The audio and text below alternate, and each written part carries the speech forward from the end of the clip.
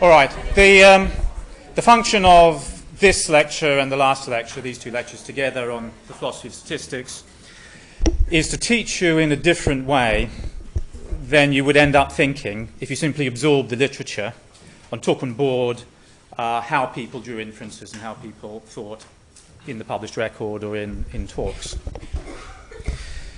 So last lecture, what I wanted to do was to show some of the problems are due to the fact that people do not apply orthodoxy correctly. So people ignore power, they don't use confidence intervals. And if you took on board orthodoxy as it should be done, then some of the problems will be solved. But the function of this lecture is to say, actually, there's some fundamental weaknesses with orthodoxy, and there's a whole different way that we could be doing things, Bayesian way. And I would like to take you through the logic of that today. So what we'll do is, I'll start with some examples, some concrete examples, and we'll just see what your intuitions are in certain situations. And we'll use that as a base to then explore a new sort of logic before we break for tea. And then I'll go over what that means in practice and apply that practice to the examples that we started with.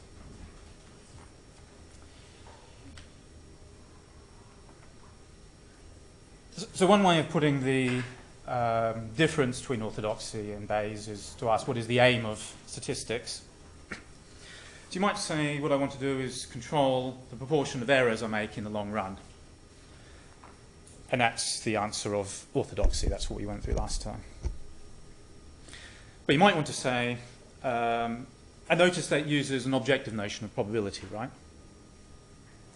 A long-run error rate is a long-run proportion of times that you make an error.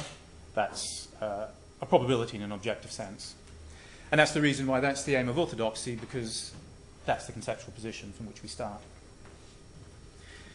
But you might want to say, what I want to know is how confident I should be in a hypothesis. Notice that's a subjective definition of probability. Or maybe something like, by how much should I change my confidence? Now, if we say evidence, strength of evidence is by how much you should change your confidence, then that's starting from the subjective notion of probability, and that's the Bayesian approach. Now, it turns out that you can't have both. You might say, I want both, right? Both sound good. But you can't. And I hope by the very end of the lecture that becomes clear why you have to make a choice, and when you make that choice, what the consequences are. That's what I'm going to say right at the very end. And to put it briefly, what I'll say is, when you start with the objective definition, 1, you end up somewhere subjective. When you start with the subjective definition, 2, you end up somewhere objective. So I'll leave it with that paradoxical comment, which I'll hopefully clarify by the end of the lecture, by the end of 2 hours. All right. So we're going to go through a series of examples. These are imaginary, but there is evidence that deals with these sorts of issues. Let's say you're interested in prejudice and reducing prejudice, and so you come up with a scale where people rate their attitude to someone, say, of a different race, where -3 means you're disgusted with them, 0 means you're entirely neutral, and +3 means the strongest admiration. So you think, what we need to do is, let's get the black people and the white people on the same football team, playing together on the same team. That will reduce prejudice. So Jones and Smith, and I just make this up, do this, and they find, relative to some appropriate control group, on the scale they do indeed reduce prejudice by 2 units on the scale. It's significant. T equals 2.85, P less than 0.01, 30 subjects per group.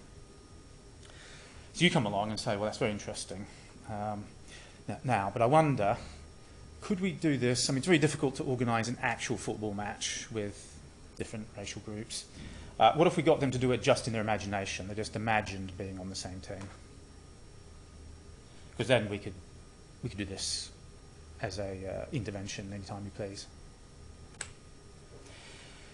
So you try a replication of the same number of subjects, but ask them to imagine being in the same football team. And you get a non-significant result, prejudice reduced by 1 unit, t equals 0.8, p equals 0.4.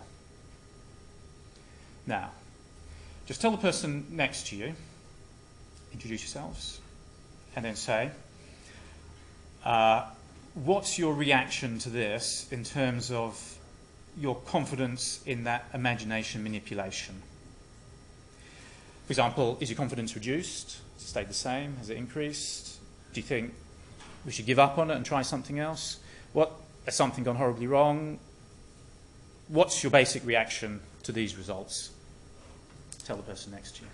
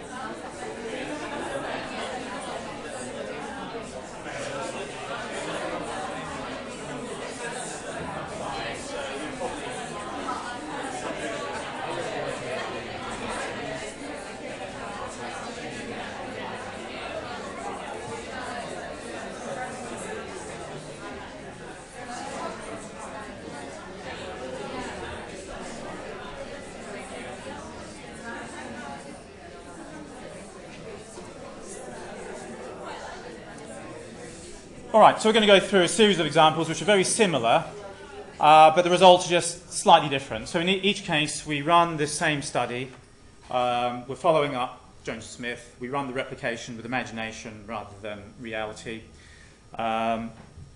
Here we got prejudice reduced by 1 unit, t equals 0.8, p equals 0.4. Now imagine we do the same thing, except now the sample difference is 0, right? So the control group and your intervention group, exactly the same levels of prejudice. T equals 0, and hence P equals 1. So just tell the person next to you, what's your opinion now of this? Forget about the previous results. Okay, so these are the results now on this slide. Okay. Seeing these results, what's your opinion of this imagination manipulation? How has it changed? Just tell the person next to you.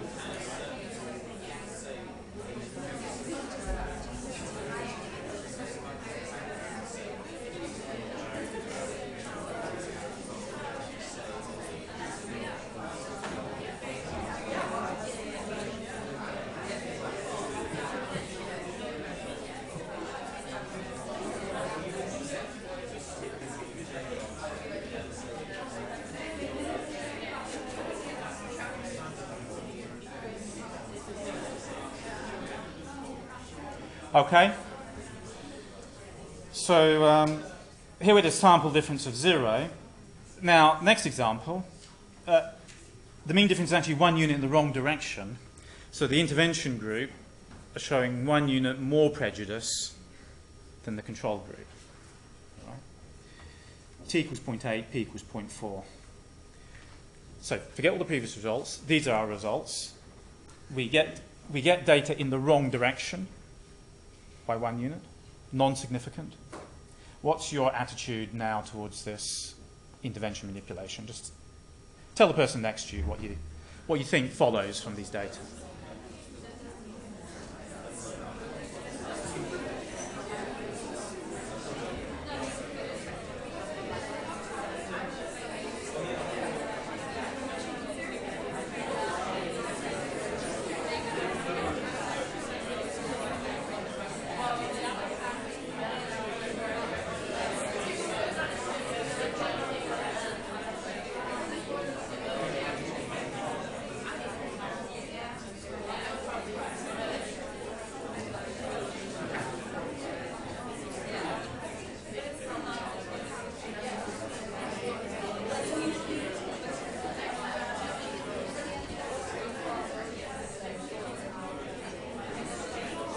Okay. So now, final example. In the previous examples, you replicate with the same number of subjects, 30 subjects. But now you try replication with 5 times the number of subjects. A lot more subjects. You still get a non-significant result, 0.08 units in the right direction. T equals 0.8, P equals 0.4. Okay, so just for this final example, tell the person next to you what impression would these data have on your evaluation of the intervention.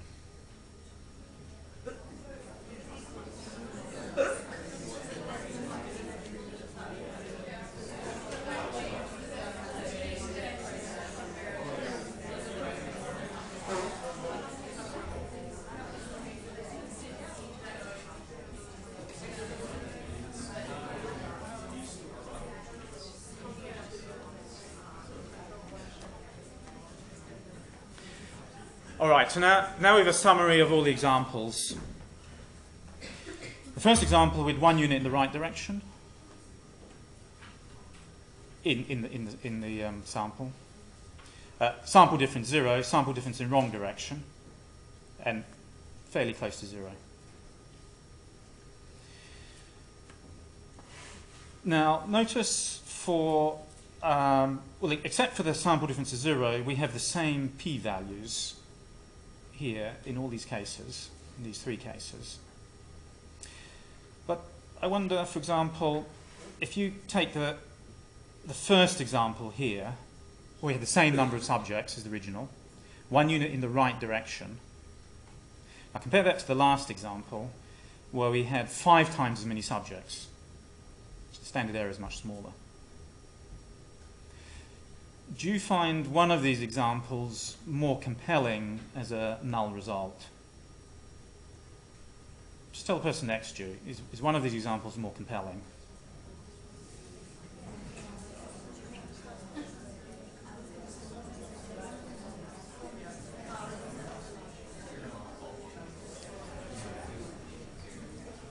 Right, now, maybe many of you thought the last one was more compelling. 5 times, yes. Now, I'm sort of in the business of challenging your intuitions, but that intuition is right. Okay?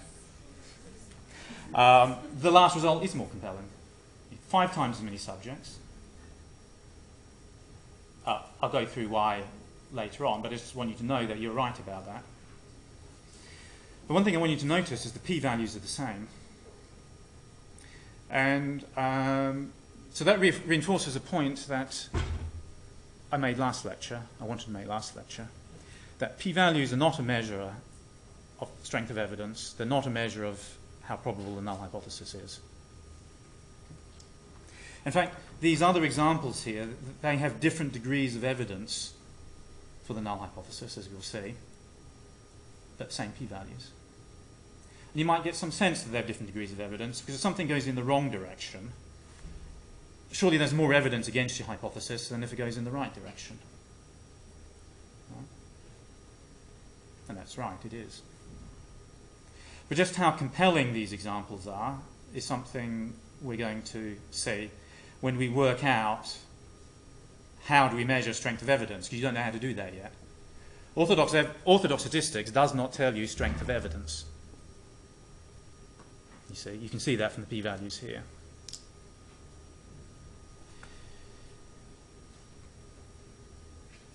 So maybe you'd like to know how strong your evidence is. If you do, we need to do something completely different. And that leads neatly onto the Bayes factor and Zoltan's box of mystery. It's sometimes called Zoltan's box of pain because the question is, what is inside the box? This is a box, by the way, I stole from Andy Field. I don't know if you know Andy Field's box. He keeps Australian animals in it. I took it to the workshop, had it rewired, and this is what I put in it. Equally likely, either a Tasmanian devil or a cat. Now, I don't know if you know the Tasmanian devil. It's got a brain that's about that big and about the strongest bite strength in the animal kingdom. So I know it looks cute, but if you were to reach down and pat the little fella, if it bit your fingers, it will slice through like butter. And that's why if you go bushwalking in Tasmania and you see the white poo there, that's devil poo, because it eats all the bones, it scavengers. So if there's a devil in the box, there's a good chance, as you put your hand in it, and you take it out, you'll have a finger missing.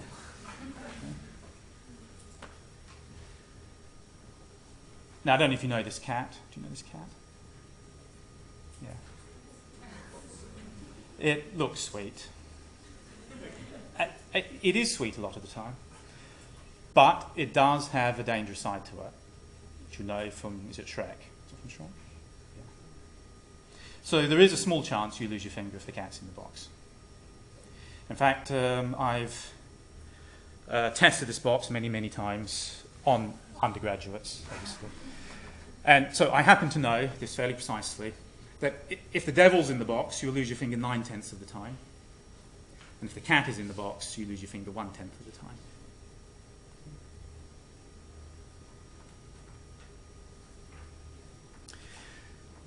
So here's the principle that I hope you find intuitive and will therefore accept, that evidence supports the theory that most strongly predicted it. So if a theory says something can't happen and it happens, well, that falsifies the theory. But if the theory says something, precisely this is really, really, really likely to happen and that happens, then that supports the theory. And so on for all degrees in between. So that's a principle we're going to be using.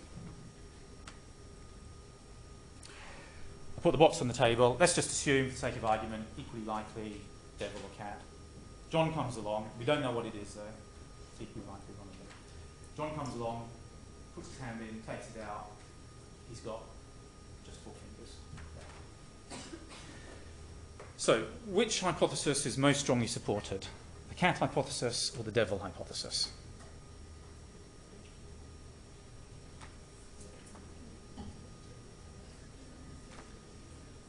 Well, and which hypothesis is that outcome most likely? So the devil. The devil hypothesis predicts that probability 9/10, the cat 1/10. It's more likely on the devil hypothesis than the cat hypothesis. So we can say the evidence more strongly supports the devil rather than the cat hypothesis. In fact, why don't we quantify that? Say how much more strongly? Well, we could divide the one by the other. So we can say the strength of evidence for the devil over the cat hypothesis is 9/10 divided by 1/10. Well, that's 9. So we can say the evidence is 9 times as strong for the devil over the cat. And that's what a Bayes factor is. In fact, that's precisely the Bayes factor in this situation. You can say B equals 9. The evidence is 9 times as strong for the devil over the cat. All right, now forget that just happened. I put the box down. John puts his hand in, takes it out, he's got all these fingers. So now, which hypothesis is most strongly supported? The cat, yes. In fact, I set it up to be symmetric. I didn't have to, but I did. So that's the probability of that happening is 9/10 on the cat hypothesis, 1/10 on the devil. So the strength of evidence the evidence is 9 times as strong for the cat over the devil. We can say the Bayes factor is 9 for the cat over the devil. We could put it the other way around. We could say the Bayes factor is 1/9 for the devil hypothesis rather than the cat. Doesn't matter which way around you put it. Okay, third final example in this case. That particular devil, that particular cat, they're set free. I get another one of each. Test with a bunch of undergraduates. Now I find out the probability is a bit different. They're more even now. So the probability of losing a finger given the cat is now 4/10. And the probability of losing a finger given the devil is 6/10. So they're very close, but they do differ just a bit. So now, if John put his hand in, takes it out, doesn't have a finger, and I said, what do you think is in there, the cat or the devil? What would you think? Yeah. So, could be cat, could be devil. So the evidence is not very strong. In fact, we can quantify that. 6/10 divided by 4/10, that's 1.5. The Bayes factor is 1.5. That's not very strong. Leans a little bit towards the devil. I'm not going to bet much money on it. Okay. So now we have 3 different scenarios. In the first one we had evidence for the devil over the cat. Reasonably strong. Well, second one with evidence for the cat over the devil. And the third one, not much evidence either way. So we can distinguish strong evidence for one hypothesis, strong evidence for another hypothesis, or not much evidence. Now that's a 3-way distinction we could not make with p-values. We cannot make with p-values. Well, one way of putting that is p-values do not support, not respect this intuition that evidence supports a theory that most strongly predicted it. Because that's the principle we've been using, and we've come to conclusions whereby we can distinguish strong evidence for one hypothesis, could be a null hypothesis, strong evidence for the alternative, our theory, or not much evidence. P-value does not do that.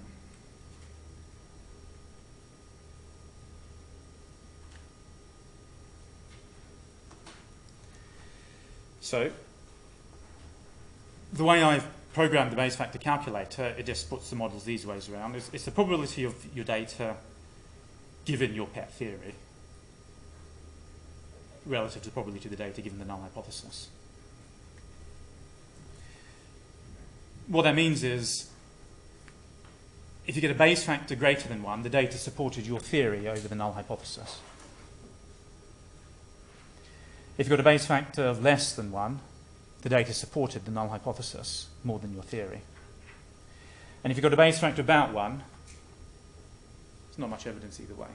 The data was just as likely given your theory or the null, so you cannot discriminate between them. The data are not sensitive.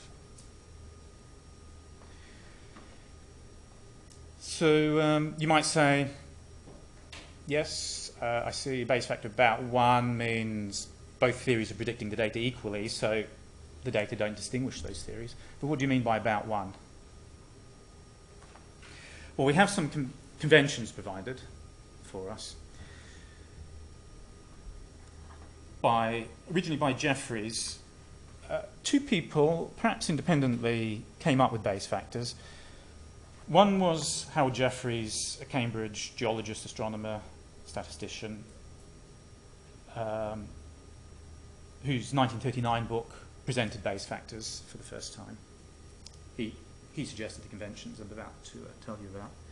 The other person we only found out about fairly recently, and that was Alan Turing. Now, it's a little bit later, during the war, he was part of the German code-breaking team. And he wanted to know how much evidence was there that this code might mean this. And he realized, it followed from the axioms of probability, that the obvious way of coding strength of evidence is with the Bayes factor. And that's how he did it. And he helped break German codes by the use of Bayes. Now, that was all classified, and it was only recently we found out about that when that was declassified just a few years ago. Now, if we knew that Alan Turing was doing Bayes back in the 30s and 40s, maybe the course of statistics would have been different, given who Alan Turing was. Anyway, so we had... now, Turing was at Cambridge as well, so maybe Turing and Jeffreys talked to each other. We don't know. Jeffrey suggested cut-offs of 3 1/3 for substantial evidence. So if you have a Bayes factor more than 3, take that as substantial evidence for your theory in the way round I've coded it.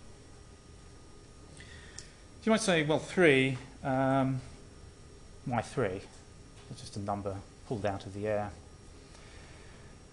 I think it's a little bit better than that, actually. Having played with hundreds of examples, I found that if the result is just significant at the 5% level, and the effect size is about what you expect, then the Bayes factor will be about 3.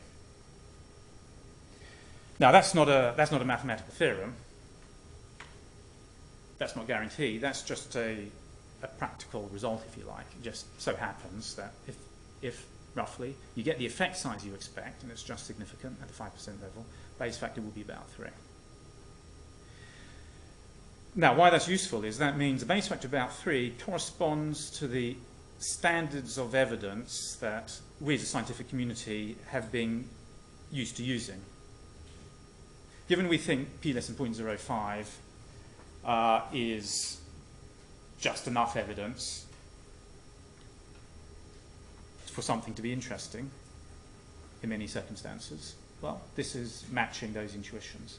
So that's a sense in which it's not arbitrary. I just wanted to add to that, though, there is no necessary relationship between 0.05 and what the Bayes factor was. In fact, if there was, there would be no point in doing Bayes factors. You may as well carry on doing significance, right? What the Bayes factor takes into account is the effect size you get relative to the one you expect to get. So you can get results which are significant, but because the effect size is tiny and your expectations are vague, you can have a Bayes factor that says, no, this supports the null hypothesis. So Bayes factor and significance, p less than 0.05, they do not go together in any guaranteed way at all. In fact, you can show easily how they come apart. But in many situations, and all that, many situations, we get the effect size we're expecting.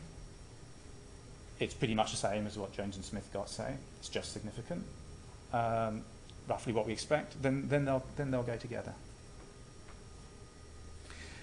So now, if we're happy with a Bayes factor of 3 or more as substantial evidence for our theory, for the alternative hypothesis, then by symmetry, we can say, well, it's 1/3 or less is substantial evidence for the null hypothesis.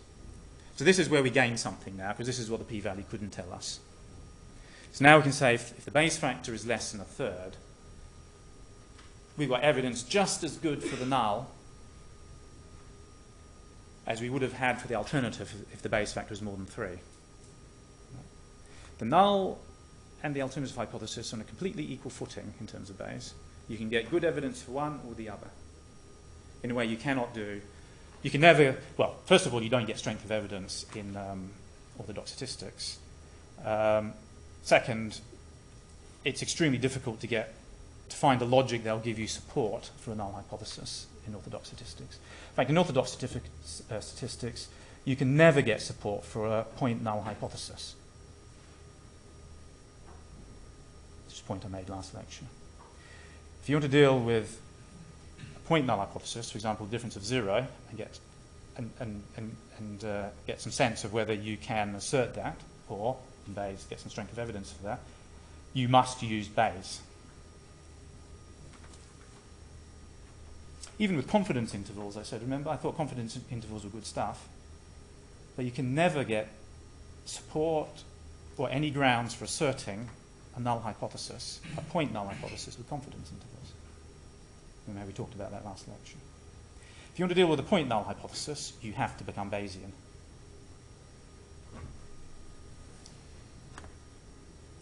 Now, Fisher was at Cambridge at the same time as Jeffrey, so I suppose they spoke to each other.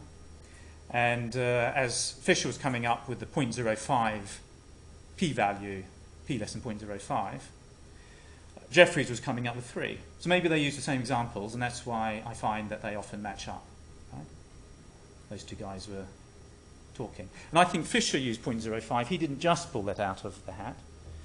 He probably used that because that roughly reflected the standards of evidence that scientists had been using in an unsystematic way up until that point.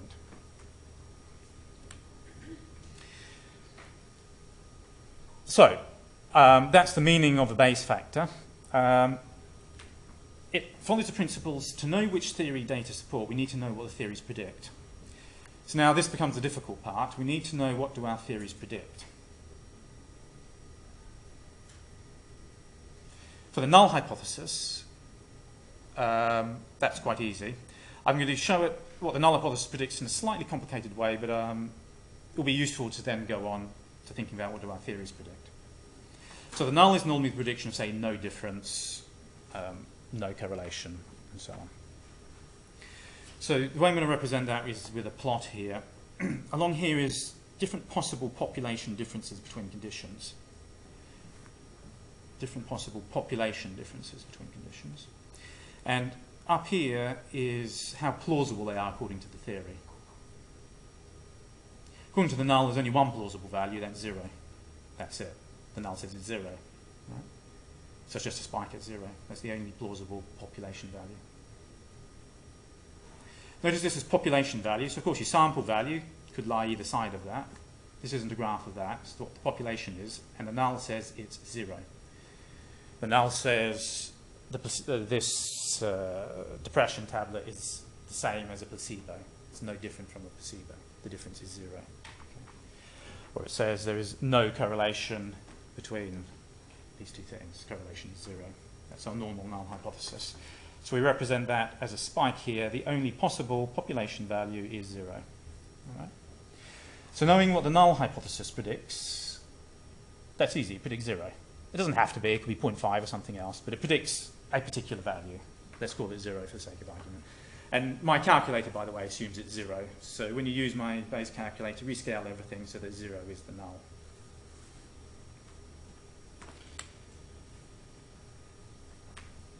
But now we need to decide, what does our theory predict?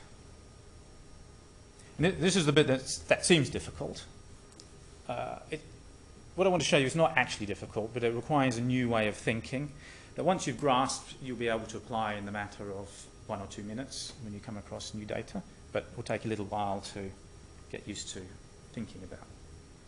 But people sometimes say to me, as I don't know what my theory predicts. And I'll say, well, I think it's a good idea to think about what your theory predicts.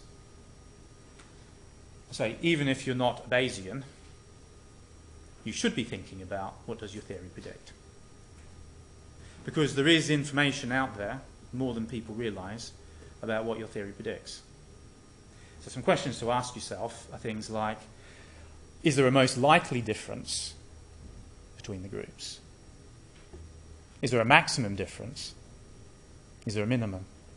What's the range of possible differences given the past literature and my theory?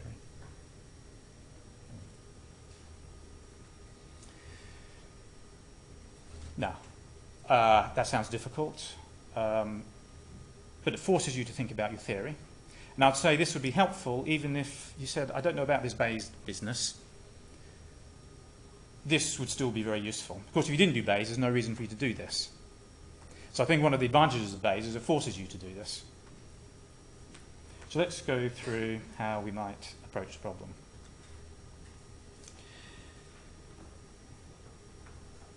Fortunately, we don't have to be very precise about what our theory predicts. We just need a fairly rough specification. And we can do it roughly in 3 different ways, which I'm going to go through: uniform, half normal, or normal. Let's say you're interested in whether imagining doing a sports move improves sports performance. So what you do is you get someone to swing a golf club in their imagination for 10 minutes a day for a week, and you measure how many balls they get in the hole before and afterwards. And you get a non-significant result. So what does that mean? Non-significant result. Well, we need to know what sort of effect size we could have expected.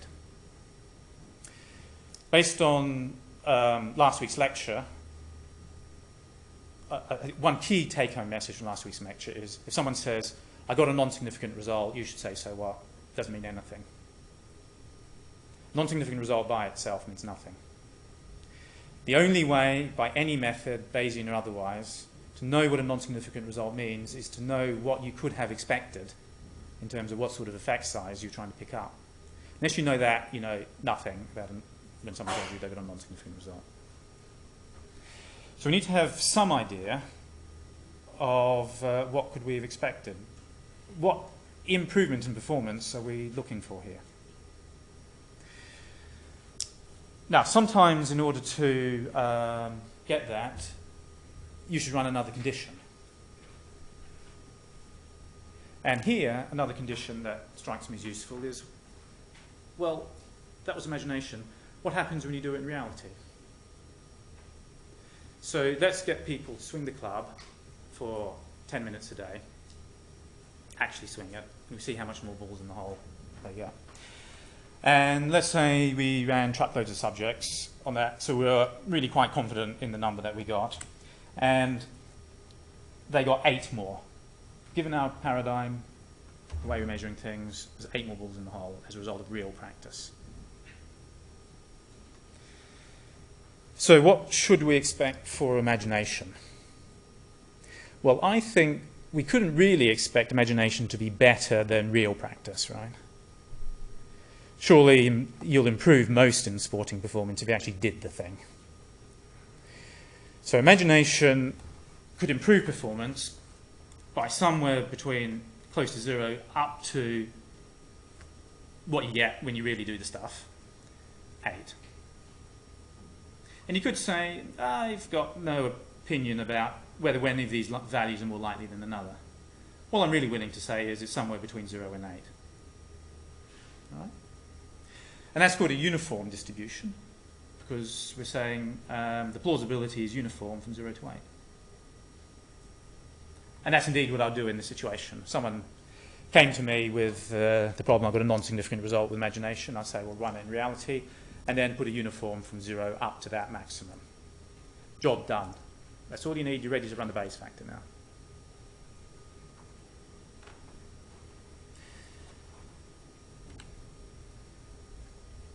So in that case, we could collect some data which could objectively tell us what a maximum likely value was. And we use the uniform. I find that quite useful on many occasions. Another sort of situation is there's been some past research that's relevantly similar to you. Let's say it's a percentage-dependent variable, and they get a 5% difference between conditions. Now you think, well, what I get could be a bit more than that, could be a bit less than that. I don't really know if it's the same, but it's the best guess for the sort of effect size I might get. So this is another sort of situation. It might be study 1 that you've done, and now you're doing study 2, the same paradigm. Study 1 got a 5% effect size. Well, now you know, if you're doing the same sort of thing again, you're expecting roughly 5%. Could be more, could be less, but it's roughly 5%. Or it could be some previous study someone else has done. You think from a theoretical point of view, it's the same mechanism involved. It was the same paradigm. They got 5%. Yeah, it's my best guess. So you might say 5%, that should be the most likely value.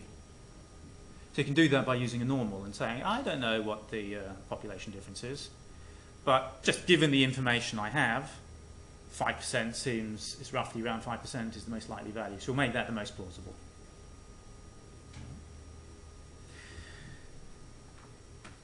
Now, if I just go back to the uniform here, notice we had a 0 here and it goes negative on the other side. The negative value would mean that imagination made you worse than a control. That imagining doing something was worse than doing nothing. Now here we had a clear directional prediction. We think, and indeed there's evidence that imagination helps you. So that's why we cut it off at 0 as a minimum here. That shows a directional prediction, right? We don't go into the negative numbers. Of course, sometimes we can, so you can extend your uniform out to the negative numbers if you had a directional prediction. That would be fine. Now here, let's say we have a directional prediction. We think 5% is most likely, just because it's the best guess that we have. But the theory clearly says that the difference is positive. In other words, there's a certain group that's going to be bigger than another group. So we need the plausibility to go down to 0 over here to make our directional prediction. Normal never quite goes down to exactly 0, but we can arrange it so it's pretty close to 0 there. Now, if it's pretty close to 0 here, it goes up to 10 on the other side, right? Because the normal is symmetric. So what this is saying is 5 is most likely, but really it could be between anywhere from 0 up to double that. And if you think that's a reasonable way of specifying your knowledge, then that's job done as well. You can use that for your base factor. Now, in fact, I sometimes use a normal, but I'm going to show you another one which I would use, which I really use in this situation. It will look funny at first, but I'll explain why. And that's the half normal. So it's called a half normal because it was a normal, centered on 0, and we've chopped off half of it. We've chopped off half, so it's directional. So you only use this for direction when your theory is saying, well, this group should be better than that group.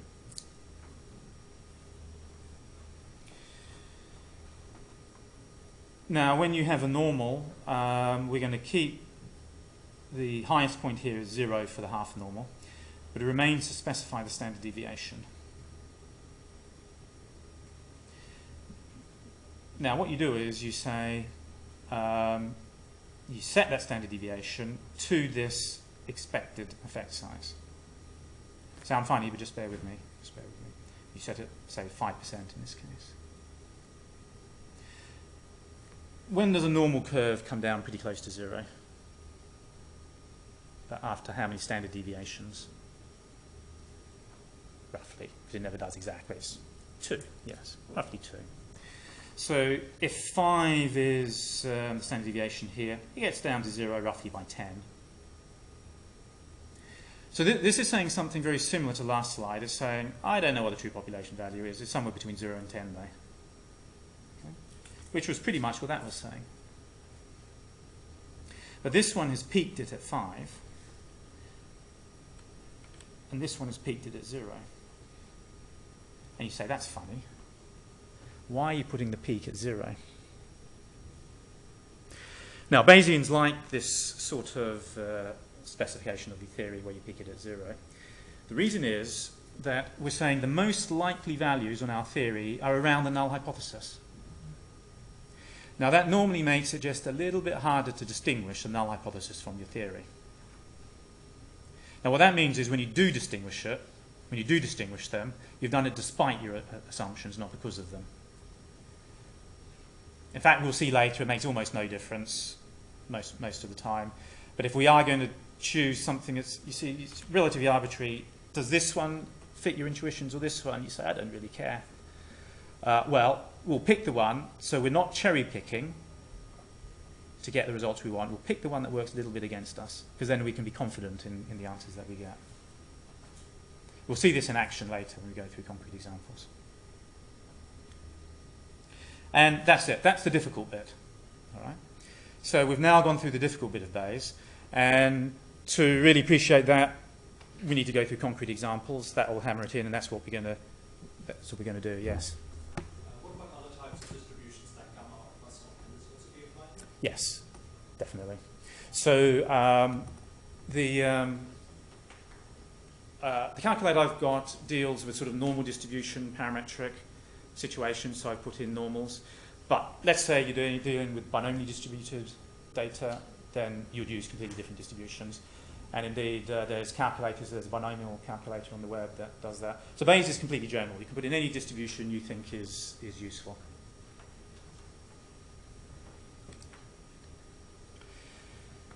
Now, so what we've dealt with there, as I say, that's the difficult bit we're going to be coming back to reinforce that with concrete examples. But what we've just tried to do is to say, what does our theory predict? Okay. To know how strong the evidence is for one theory than another, you need to know, what does your theory predict? But the other thing you need to know is, to know how strongly the data support one theory rather than another, is what your data are. So we need some sufficient summary of our data to know what our data are saying. So in dealing with a t-test situation, we need to know what that turns out to be. We need to know the mean difference between the conditions of the groups, or just the mean for one sample case. And we need to know the standard error of the difference. That's it. That's fine. Now, it turns out that these are easy to obtain. Well, the mean difference, if you look at any paper, they should give you the means, right? So you can look at what the mean difference is. To get the standard error, it's useful to know that a t just needs to know these two. When you do a t-test, in other words, orthodox statistics, it's exactly the same things that you need to know. The mean difference and standard error of the difference. In fact, the t is the mean difference divided by the standard error. And I don't know if you remember, but last lecture I said, well, therefore, the standard error is the mean difference divided by t. So if you want to get the right standard error, just put your data through SPSS, find out what t-value gives you, and divide the mean difference by t. And that'll be the right standard error, whether it's between subjects, within subjects, mixed design, one sample. I don't care. That gives you the right answer. One other thing to note is that might help you when you're looking at other papers is if you've got a t-test situation, like there's two groups or two conditions, they might have done a f-test, analysis of variance on it. But they're really just the same thing. If they report an f value for comparison between two means, that's just the square of a t. So square root that f and you've got your t. Knowing that, I find this extremely useful. I can do Bayes factors on really any paper. They'll give me the means. They should give you the t and the f, or an f, one of the two, and then you get the standard error. So now you've got everything. So calculate the Bayes factor. You Google my name. First site to come out should be the right one. Picture of me stroking a yak at 5,000 meters, so you know it's the right one. Just below that, it says click here for a Bayes factor calculator. Click on it, scroll down, click on it, and this box pops up. So here, what does the sample mean? That means the mean difference. Yeah, if you can call it up on your laptop now, you can do that. In fact, if you can call it up on your laptop now, you could go through the examples that we do after coffee, which will help you. What does the sample mean? You put in, that's the mean difference. Remember, it's the second box for the mean difference. Common mistake is to put the mean, I should have put it the other way around, but anyway. Is to put the mean difference in first. The mean difference goes in the second box, and the standard error goes in the top box. Okay? That's the summary of your data. That's all you need to know about your data. And then this question is asking, is the distribution of plausibility of the different population values given the theory uniform? Yes or no? If you say yes, it's uniform, it says what's the lower bound? Typically I put in 0, we'll see why later. And what's the upper bound? That's the maximum that we decided. Say real people get 8 balls, real practice gives you 8 balls in the hole more, so we will put in 8. Click go, and your Bayes factor appears there. If you say it's not a uniform, it wants to know, is this a half normal or normal? So you put a 1 or a 2 in there. You're going to chop off half of the normal, or you're going to keep it as a full normal. Half normal you put in 1, full normal you put in 2. This has nothing to do with one or two-tailed in orthodox statistics, completely different concept. For example, here, this is a two-tailed normal, but it's a directional prediction. Right? So whatever you know about one-tailed and two-tailed tests in orthodox statistics, forget about that for the purpose of Bayes. And then you need to specify the mean. If it's a half normal, you put in a 0. and you're just left to put in the standard deviation, which would be the roughly expected value you've estimated from literature. And that's it. You click go and you're done. So to finish this half of the lecture, before we get to concrete examples, I want to return to remember this dance of the p-values from Cummins' website. And we get p-values, like here we are.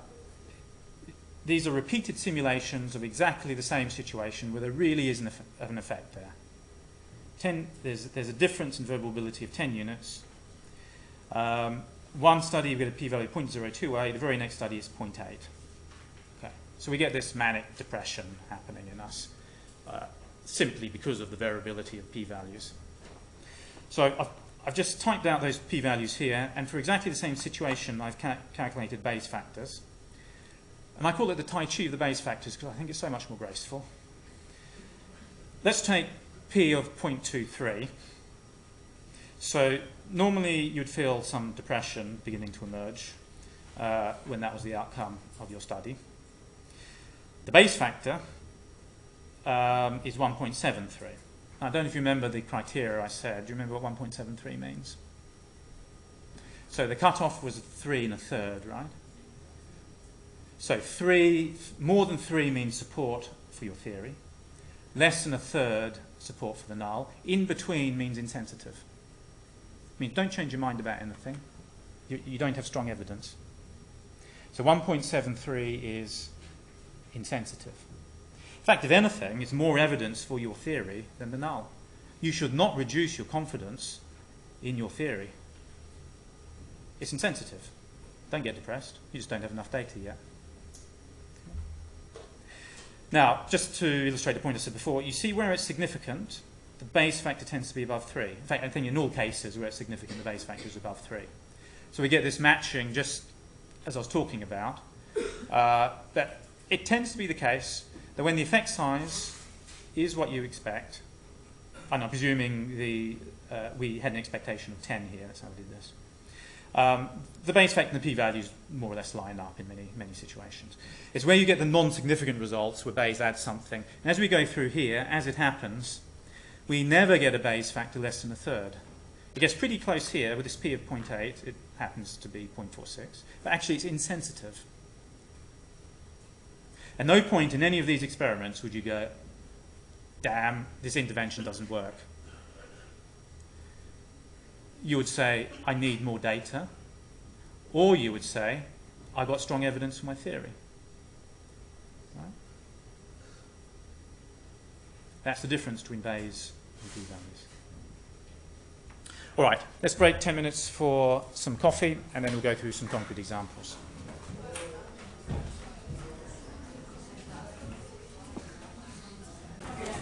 That's for me.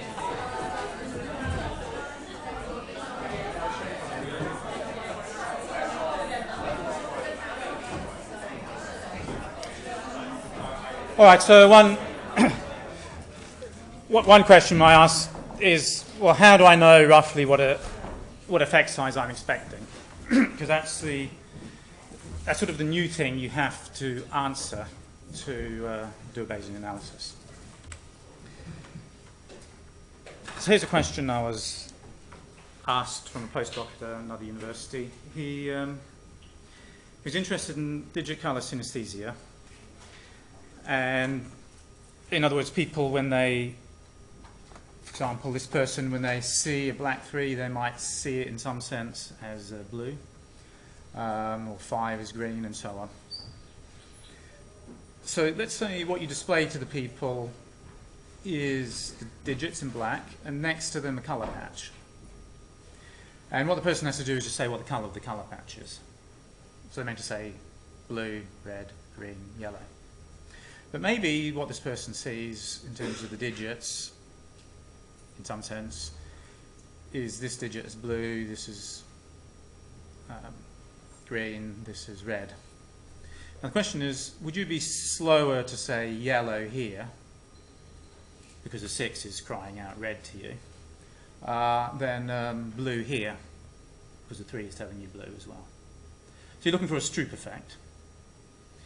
And with his paradigm, anyway, he got a non-significant result with his digicolor synesthetes. So the question is, what does that mean? Well, probably an initial reaction of most people is to say, oh, it means you don't get a stupefacta synesthetic stupefacta with this paradigm. Right? But you know that's the wrong answer. The right answer is you don't know what it means unless you have some feeling for the sort of effect size that you would expect in this situation. So what size effect could be predicted? Is there a maximum? Is there an expected value? Can we somehow get a handle on what we expect here? Just see if you can suggest something to the person next to you. How could we, maybe we need to run another condition. What might be useful to run to know what we're expecting in this situation? Just have a little discussion with the person next to you.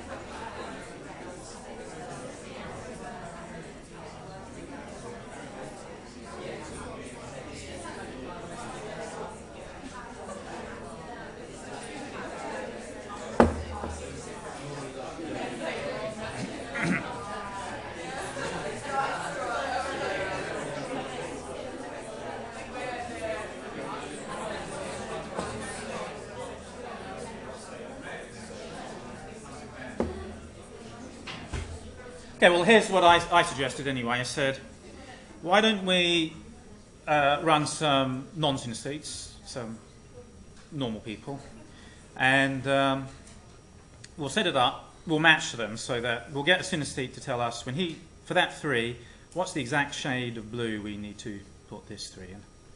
So we actually present real colours there. We run a whole bunch of non-synesthetes, and we see if we get a stupefacta with them with real colours. Now, I'm not a synesthesia researcher. My guess is it's probably like the golfing example, where that's a maximum. If that is plausible, then I'll do a uniform. I'll say we run a whole lot of normals, so we've got a really good estimate of the maximum stroop. And then we say, well, I don't know what the synesthetic stupefacta is, but it's somewhere between 0 and that maximum. Then we can do a Bayes factor. Now, a synesthesia researcher might say, oh no, synesthetic colours are really just as strong as real colours. You should treat that as an expected value. That's fine. See, expert judgment can be very valuable. If that's what the experts say, then I wouldn't treat it as a maximum, I'd treat it as an expected value. Okay? So that depends on, getting these answers right depends on knowledge in the field. It means knowing your stuff. But in the absence of any other information, if there was no other additional knowledge, then this is what I'd do. I'd say probably real colours are going to be give you a bigger stroop, so we'll do 0 up to the real value there. Now, it might be you've already got the other data that's relevant in your experiment. Let's say we're interested in subliminal perception, and there is a tried and tested way of making things subliminal called backmasking. You flash the stimulus, and then you flash a mask afterwards. As long as you do that quick enough, people say, I didn't see anything. So then we can see if the stimulus that they say they didn't see produces, say, a priming effect. And let's say backmasking produces a priming effect of 5%, which is significant. Now, these days, there are some new methods about, which we use here in Sussex. For example, something called gaze contingent crowding. Doesn't matter what it is, it's just a different way of making things unconscious. Let's say you use exactly the same materials, but so it's the same primes, same priming task, but with this different way of making the primes unconscious, we get a 1% priming effect, which is non-significant. So a standard reaction to this would be to say, oh, you can't get – this new method, it doesn't produce unconscious priming with these materials, right? So we will normally say. They say, yes, it works for backmasking, but this new method, it interrupts the brain in a different way. These sorts of materials it doesn't work with. But you know that that's wrong. Right? What we need to know is, what size effect could we have expected with this gauge contingent crowding if there had been one? So what would be your best guess? Because we have information here, right? Now, if you're a vision researcher, you might have some detailed mechanistic understanding about how these two methods might work and why one might be more effective than another or produce more priming than another. But let's say we don't have that information. We don't really understand these things. All we know is both methods make people say, I didn't see it. Okay. So what would be a reasonable guess for the sort of effect that we're picking up with the new method?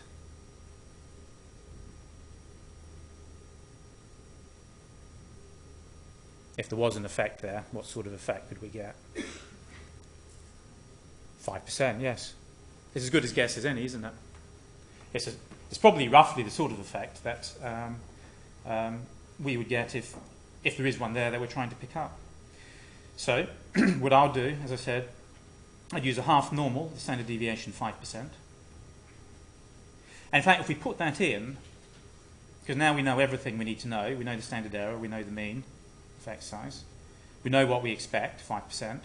Stick that in the half normal. Base factor is 0.56. So 0.56 means insensitive. That's right. It's between the third and 3. It's insensitive. In fact, we don't know if this new method works or not. We need more data. We need more subjects. It's too early to conclude the method doesn't work. You don't really have strong evidence yet.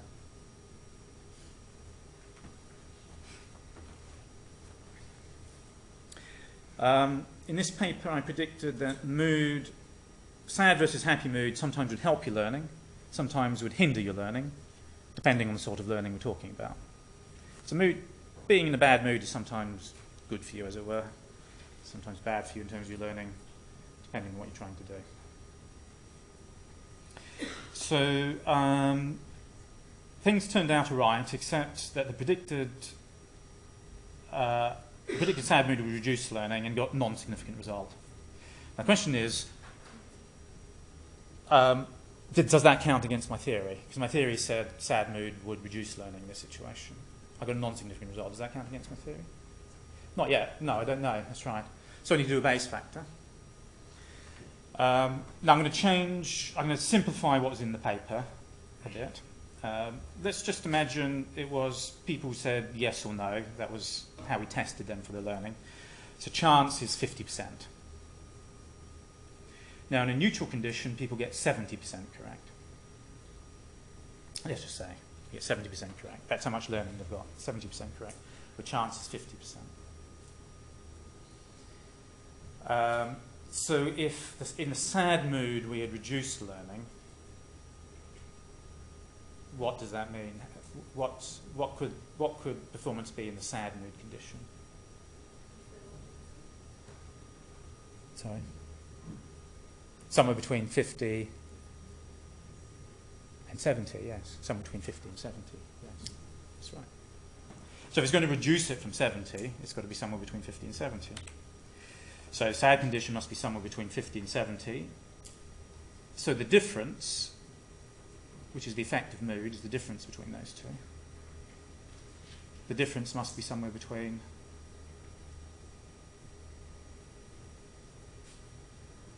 yes, 0 and 20, right?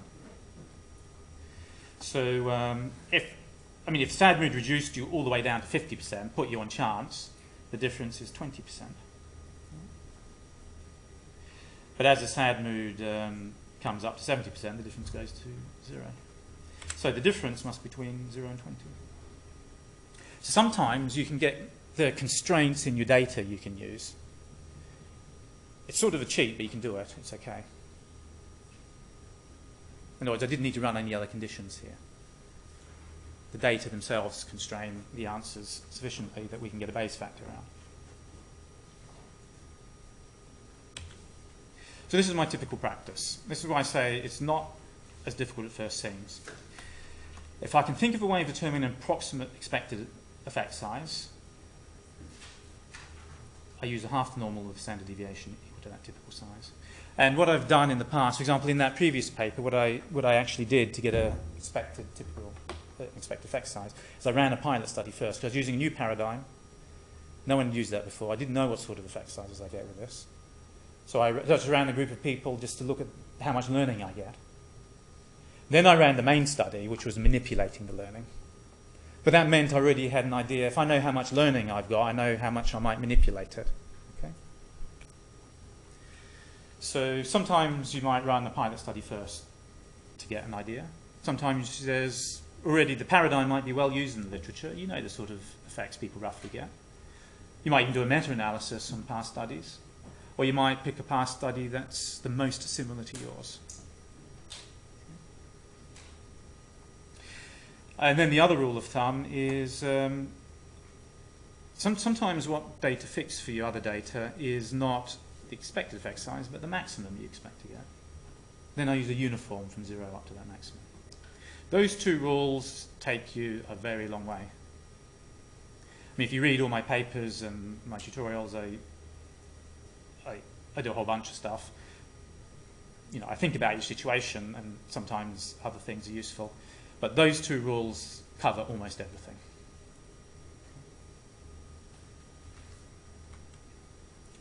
So now, as the practical side, what I want to do before we get to the concrete examples that we started with, illustrate some points, I just want to come over slightly ideological.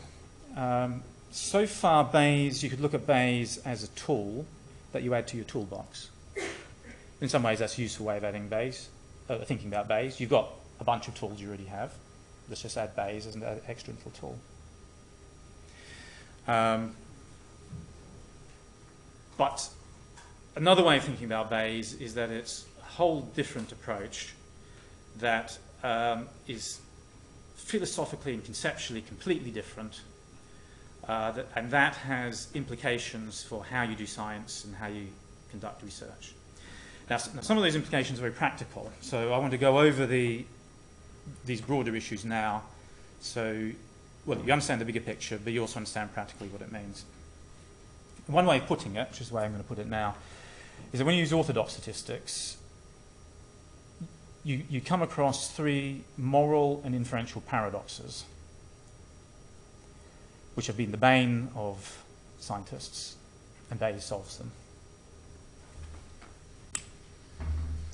So, paradox number one. On the orthodox approach, one thing, I don't know if you've been taught this, but, well, until last lecture, but what you have to do is you have to plan in advance when you will stop running subjects, called your stopping goal. Now, normally you do that. What I said, what Neyman originally suggested is you do a power calculation. It says you need 80 subjects, 81 subjects, or whatever. You run that, and then you stop, and then that's it. So people then developed other stopping rules. So you could have a stopping rule saying, I'm going to run 40 subjects. What I'm going to do is I'm going to check halfway through 20 subjects. If that's significant, then I'll stop. Otherwise, I'll carry on and run for 40. Now, you've just given yourself 2 chances to make errors when you do that. So you have to correct. You can't just check halfway through, see p less than 0.05 and stop there. Because you've given you a chance to make an error then. If that was your long-term error rate, you'd be making errors roughly 10% of the time, not 5%. 10% time on errors. Because you give yourself 2 chances, 5%. So what you can do is, and you find programs on the web, so on, it gives you precise values, but in this case it's fairly simple. If you use 0.025 for both occasions, your overall error rate is 5%. So you can check halfway through 20 subjects, and then again at the end, as long as you use if p is less than 0.05. But you report it as significant at the 5% level, because your overall error rate is 5%. So that's an example. So stopping rules can be slightly complicated, and you can make them more complicated than that. But you have to work them out in advance, and you have to get it right what the criteria going to be? As I say, you need to correct for the fact. The more checks you do, the more corrections you have to do. The more stringent you have to be on yourself. So what you're not allowed to do is you plan to run 30 subjects.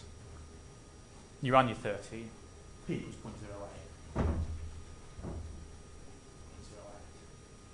I think there's something going on there. The journal's not going to accept this. I need 0.05. Let's run 10 more subjects. You run 10 more subjects, p just less than 0.05. You submit it as 40 subjects, p less than 0.05. Strictly forbidden. You can't do that. The reason why you can't do that, as I said, you actually got a 10% error rate now. In fact, if you would have carried on for another 10 subjects after that, it's more like a 15% error rate. In fact, it's even worse than that. If the null hypothesis is actually true, if you keep checking, you're guaranteed sooner or later to get p less than 0.05. Okay. What that means is if the null hypothesis is actually true and you keep checking, you're guaranteed to get a significant result eventually, as long as you're willing to persist long enough. Okay. And that's another way of saying why it's strictly forbidden to do that sort of thing. But Bayes, it doesn't matter when you stop running subjects.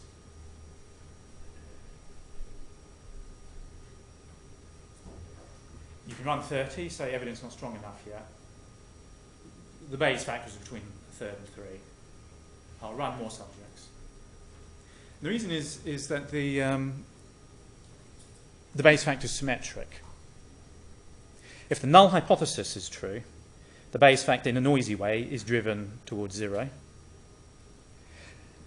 If the alternative hypothesis is true, the Bayes factor is driven towards infinity. It's driven in opposite directions. In fact, once it picks up sufficient speed and momentum in one direction, it can be the case you can run an infinite number of trials and you would never be able to reject a true null hypothesis. I mean, Bayes factors always make mistakes. Things are always noisy, but it's in a symmetric way. What a p-value does, if the null hypothesis is true, it just does a random walk in interval 0 to 1. It's not driven in any direction. It just walks about randomly. Sooner or later, it will hit less than 0.05. Because the p-value does a random walk, and the Bayes factor is driven in whichever direction is the right one, you're allowed to run more subjects whenever you please. Another way of thinking about it is Bayes factors measure strength of evidence. Of course, when you run more subjects, you have better evidence.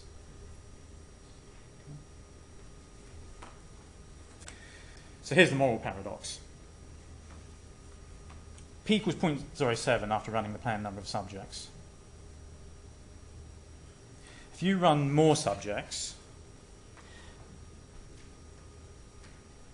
and then reports a significant p less than 0.05. Because that's what SPSS tells you. SPSS might tell you p less than 0.00001. Doesn't matter what SPSS tells you. You blew all 5% of your chances on that first test. That sort of data can never contribute to a significant result ever again. You say, that's crazy. I know it's crazy. That's orthodox statistics. So if you do top up and report a significant result, you've cheated. So now it's like, I don't want to cheat. So what I'm going to do is I'm going to put it aside and I'll run a whole new experiment. Well, now you just wasted data. If you don't report it, you've wasted the data. You've wasted data that's relevant to the question you're interested in. You've probably wasted taxpayers' money. Wasted resources. That's morally wrong. So you're damned if you do, and you're damned if you don't. And the only way out of that circle of damnation is Bayes. So that's the moral paradox. The inferential paradox is, let's say we're two researchers. They're running the same experiment.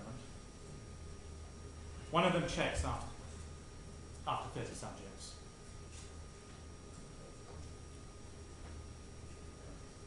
it's not significant, you carry on running until 40. The person who checked, he was a good guy, he knew he had it correct. The p-value at the end is p equals 0.04.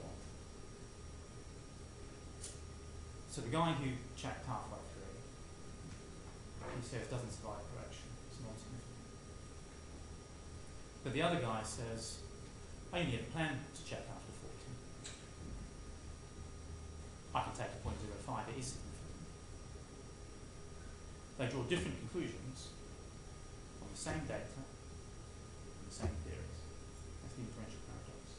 You have exactly the same evidence in front of you, exactly the same theories, but two people should, according to orthodoxy, draw opposite conclusions because of something that was happening in their head, the stopping wheel. In fact, because the first researcher would have stopped collecting data if it had been significant, even though it wasn't. You have to draw different conclusions because of a counterfactual that wasn't even true. He didn't stop collecting data. And that is a problem with orthodox, I put it like that. It depends on counterfactuals that are not even true. They change what you conclude, what you should conclude.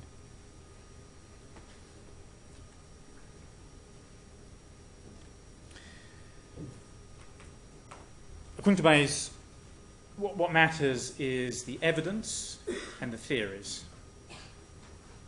Now, evidence isn't time-stamped in the sense that evidence you collect on Tuesday has a different evidential value than evidence you collect on Thursday. And theories don't change their character because they're formulated on Tuesday or Thursday. So for Bayes, it doesn't matter when the theory came and when the evidence came. All that matters is the evidence and the theory.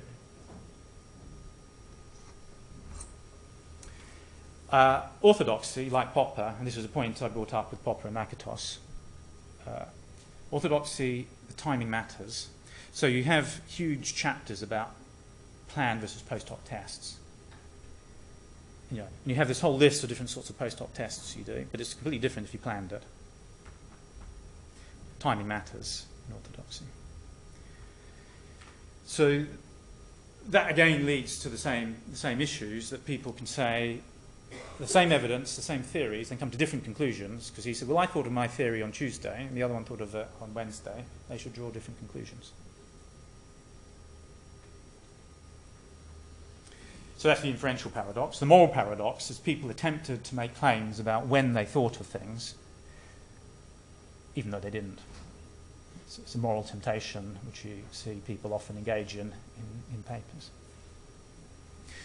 Now you might say, yeah, but I think planning is important. Saying it in advance is important because I read papers where I've come down, I've read down the introductions, come to the predictions. I just knew that those predictions are there because that's what the results were. Those predictions must have been formulated after they saw the results, and I feel cheated.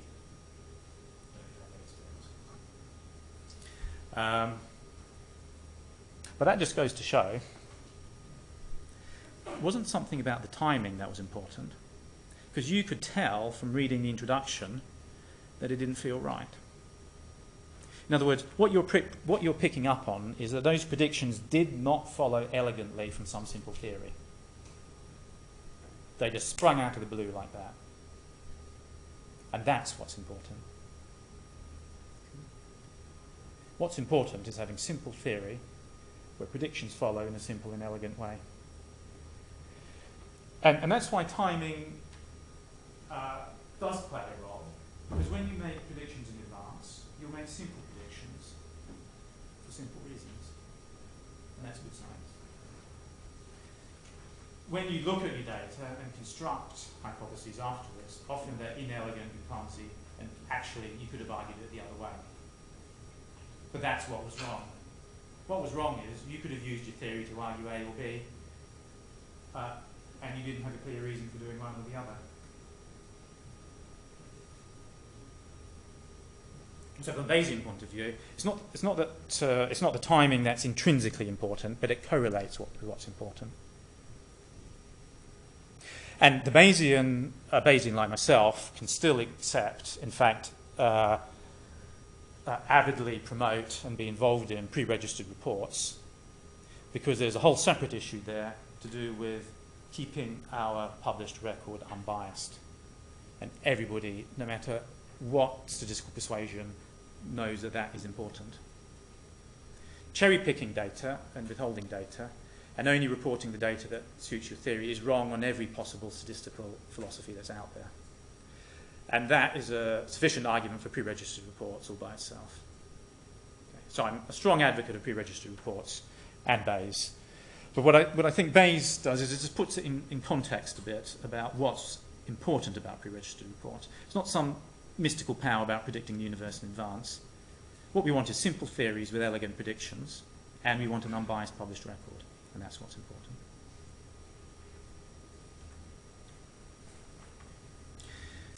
On the orthodox approach, you must correct for how many tests you conduct in total. It's called the family-wise error rate. If you run 100 correlations and 4 were just significant, an orthodox researcher wouldn't try and interpret those significant results. You say 100 correlations, you expect 4 to be just about significant. It doesn't mean anything. Now, on Bayes, what matters is the relationship between theory and all the data relevant to that theory. Nothing else matters. In other words, if someone else or I happen to test another theory and the data relevant to that theory, I shouldn't correct for that. I just need to deal with the data relevant to this theory. But I do need to take into account all the data relevant to that theory.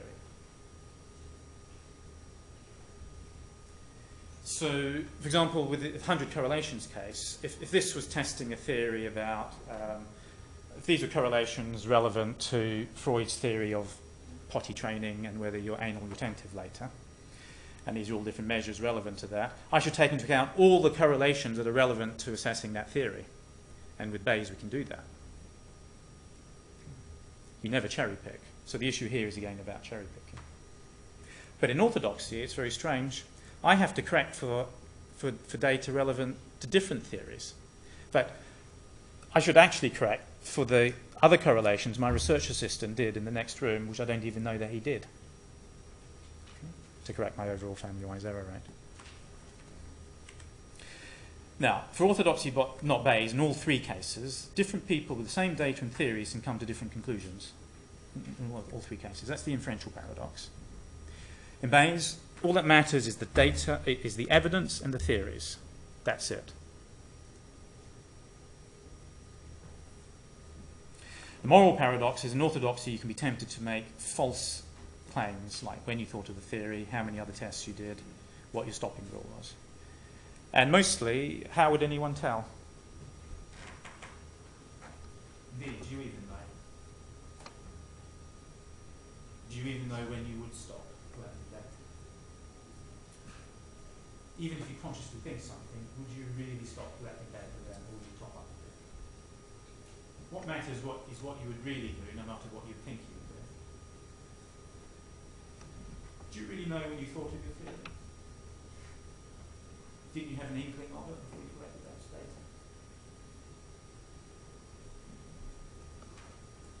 So a lot of these cases we don't even know, or it's shades of grey. And it makes all the difference to the conclusions for orthodoxy. So notice how subjective this is. So we started with an objective definition of probability, but we ended up somewhere subjective in the sense that what goes on in my head, like when even unconscious things going in my head, or counterfactuals I don't know about, like when I'll stop collecting data, affect the conclusion that I should draw. In fact, in the case of the 2 researchers who were different stopping rules, I said one checked at 30. He says he would have stopped at 30 subjects if it had been significant. The other one says, no, I only plan to run 40. So would they have stopped collecting at 30 or not? Well, that depends whether the one researcher would convince the other to stop at 30. So that depends on how more persuasive the one is than the other. Might depend on how strong is the unconscious desire to please the other experimenter. Might depend on whose kung fu is better. These are the factors that, according to orthodoxy, should matter in what conclusion that you draw.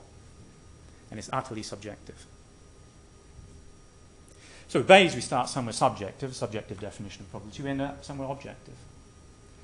It's true you might say there's some arbitrary components to it, like how do we specify our theory, but it's public. If someone wants to argue with your specification, it's public. It can be specified. You can argue about it. In that sense, it's objective. So, I hope that answers the question why we can't both control proportion of errors and measure strength of evidence. Because we have those three paradoxes. If you want to control proportion of errors, you have to go down the route of those three paradoxes. If you want to measure strength of evidence, you don't. You sidestep them. You end up somewhere different. So you can't have both. Let's go back to our examples to finish with. So remember, Jones and Smith, they got a significant result with playing football, reducing prejudice. So you try replication, imagination, and we had these 4 cases. We'll go through each of them. In the first case, we get +1 unit in the right direction. So you try replication, same number of subjects, you get a non-significant result, mean difference 1 unit in the right direction. How should we represent our theory? So based on what we've been talking about, this was the original data here, where they got a 2-unit difference. Tell the person next to you, how would you represent the theory, what the theory predicts, the imagination theory, the theory that imagination will reduce prejudice. What distribution would you use? Uniform, half normal? Just have a little chat with the person next to you.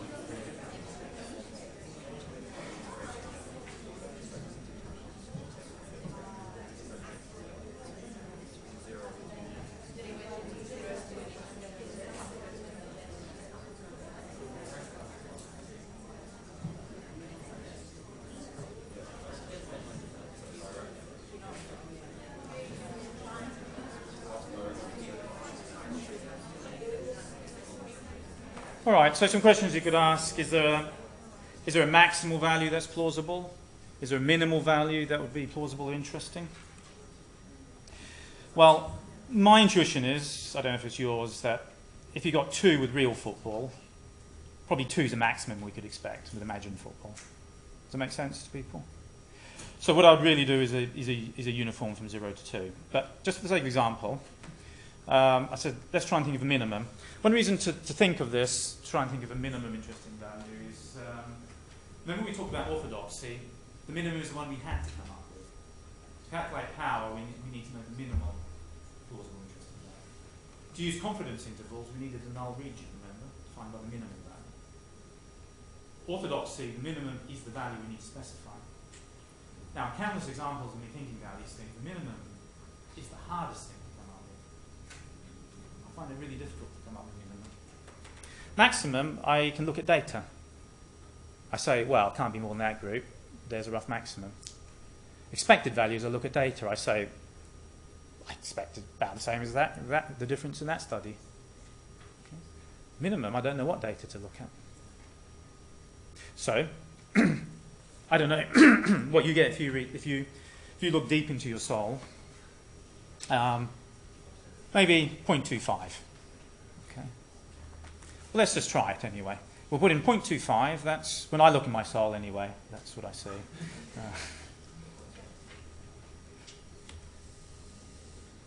So now we have all the information we need.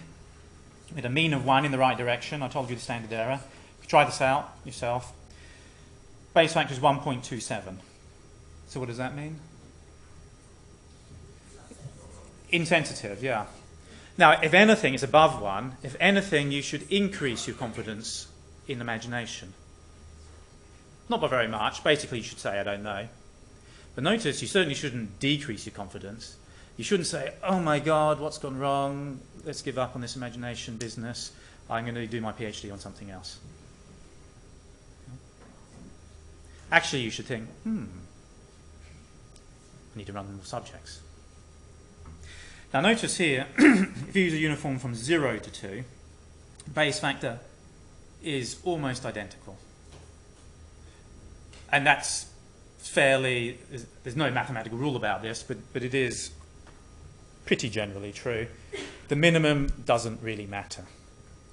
And that's really nice because then we can just set it as 0. So whatever the minimum is, it's going to be pretty close to 0. As long as our mean is reasonably far from that, our standard error is reasonably big, it's not going to make a difference. Okay. So for uniforms, generally go from 0 to the maximum, and it's the maximum that counts. The base factor is really sensitive to the maximum. But that's why you want to fix the maximum by something objective, like those data they got. Then it's non-arbitrarily fixed. All right. So we could try a half normal, and what we could do to get a similar sort of claim about what our theory is predicting is we set the standard deviation equal to 1, because then the maximum is about 2, right? The maximum is about twice the standard deviation. Base factor, almost exactly the same. All right. We could use a normal. If we had a mean of 1, if we set the standard deviation to 0.5, why 0.5?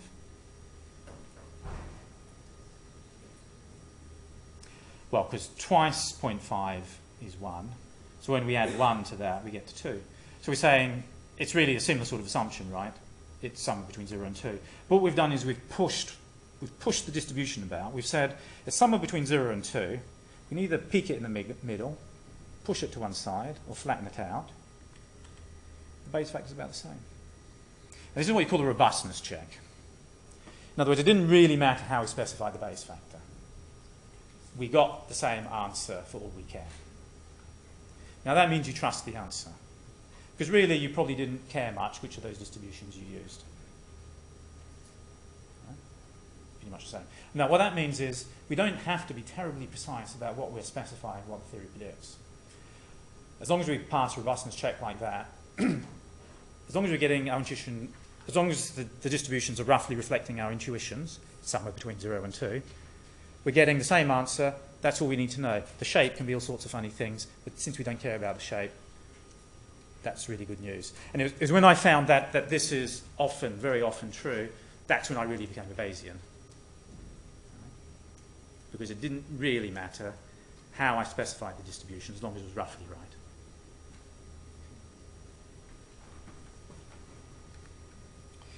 right. Right. So now we get a non-significant result, mean difference, sample difference of 0. Now when people get a sample difference of 0, you often see claims in paper. You say, it's non-significant, I know you shouldn't really trust non-significant results, but look, the sample difference is 0, there's no difference between the groups. It really means there must be nothing going on. I felt that myself. You say, you run your groups, the means are exactly the same in the two groups. You think, there can't be anything going on here, the sample difference is 0. Well, what does Bayes tell us? B equals 0.78. It doesn't really matter which of the distributions we use. So this was using the half normal we used before. So this non-significant result actually means you should barely change confidence in your theory at all. It's insensitive, right? It's between a third and 3. A sample difference of 0 doesn't mean you've got strong evidence for anything at all. Not necessarily. It might be, but not necessarily. You don't know until you've tried. Until you've done the Bayes factor, you don't know.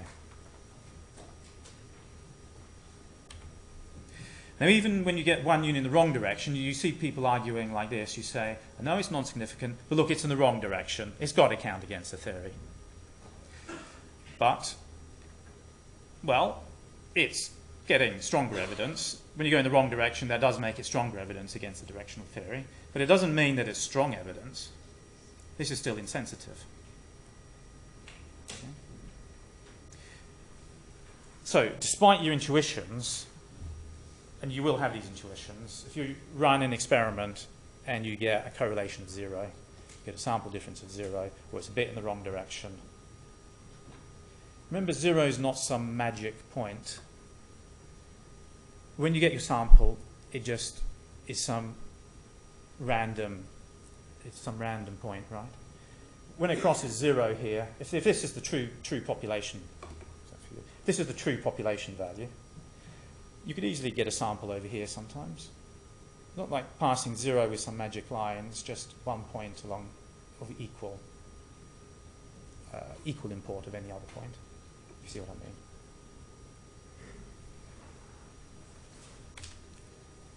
But now, if you replicate with 5 times as many subjects, you get a mean difference pretty close to 0. Now, your intuition was that 5 times as many subjects should count for more. And yes, you're right. The Bayes factor is now 0.21. This is strong evidence. This is substantial evidence for the null hypothesis. So now, with this non-significant result, well, particularly with this Bayes factor, you'll be right to say the evidence counts against using imagination. We better get these guys really playing football.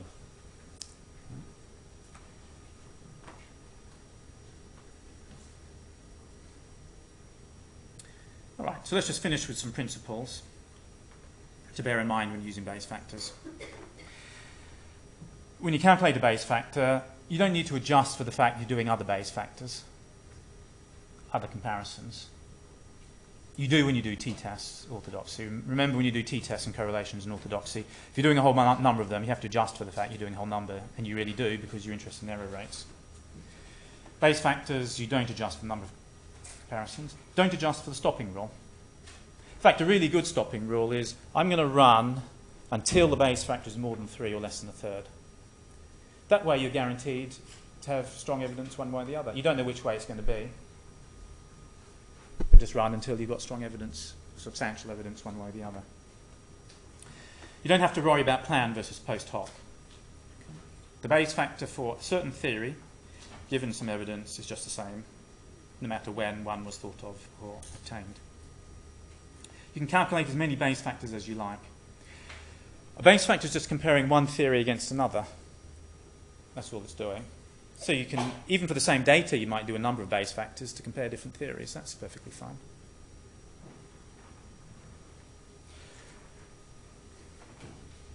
Now, I just want to skip to this one, because this is important. There is a way of cheating in Bayes factors. And that is when I'm doing a Bayes factor on a mean difference, and I use that very mean difference to define what my theory predicts. And if you say, well, so I've got a difference of 5 units, I can do a Bayes factor on that. So I say, oh no, what, my theory predicts 5 because that's what I got. That's cheating. That violates the axioms of probability because you're double counting the data. You're counting the data once to inform what your theory predicts, and then once again to test the theory. Okay? You can't do that. So what you need to do, but it might end up that you have the same numbers there because Jones and Smith got 5. Well, that's different because then the 5 came from Jones and Smith. So just make sure that when you work out what the theory is predicting, you are doing your rationale, where you got those numbers from, is not the very difference that you are testing. It can be other aspects of the same data that you use, and it can be other data in someone else's data. And one thing to bear in mind is there is scope for you. Sometimes how people criticise Bayes, you can say, well, there's still scope for me to try and pick a difference that is closest to the one I obtained, like picking that study rather than another study. Remember, with Bayes, everything is public. And because it's public, you can be publicly criticised. So the question is, do you want your enemies to make that criticism, or do you want to be immune to it? So therefore, it's in your interest that you have a good reason for picking some data, for making your prediction, and also to think about, for someone who disagrees with me, how would they make the predictions? How would they use this data? Make sure you have a good case you can argue. So what's happened to me, what I've done is I've thought, well, I could make predictions this way, but I could see how, the enemy is a strong word, but someone who disagrees with me theoretically, my rival, might want to specify things differently. And I can see how actually our cases are hard to distinguish for why we might do that. And when I did that, I got different Bayes factors. I mean, they led to different conclusions. They're one side of 3 rather than another. So that's what I said. I said in the paper, I said, how you specify this, it leads to different conclusions. Therefore, nothing follows at the moment. What I would need to do is run more subjects until it didn't matter which way it was specified. We'd come to the same conclusion. I didn't particularly care about that comparison enough to want to do that, but I was honest in saying, because I didn't want to be publicly criticised later, I wanted my case to be watertight because it's public and objective. It's in the public record, right? So that's the argument why you don't, in formulating your Bayes factor, you don't try and make it fit to get the answer that you want. Bear in mind, you will be held responsible and take into account for how you argue your case. All right, so for the Bayesian part of the paper, what was the mean difference obtained in the study? Well, you've already done that for the orthodox part. So it's just reiterating because we need it for the Bayes factor. What was the standard error of the difference? Well, you already did that to get the confidence intervals, right? But we need that for the Bayes factor. So that's just restating something you've already done. In question 7, it was asking about whether you could specify a minimum or an expected effect size. Well, now we need to specify a probability distribution, by which I mean the uniform or a half normal. So just extending that answer a bit and saying, is there a maximum here? How are you going to specify your theory? And then you type it all in, you get your Bayes factor. And then the question is, what does the Bayes factor tell you that the t-test does not? Well, if the t-test was non-significant, the Bayes factor might be telling you something really very informative, and that is whether the data were insensitive or whether there were positive evidence for the null. And that is telling you something really extremely useful. Probably if the t-test was significant, probably the Bayes factor will tell you substantial support for the alternative. But it's still telling you something different, because the Bayes factor is telling you how strong is the evidence. Okay. And the t-test is just saying whether you can make a black and white assertion of rejecting the null.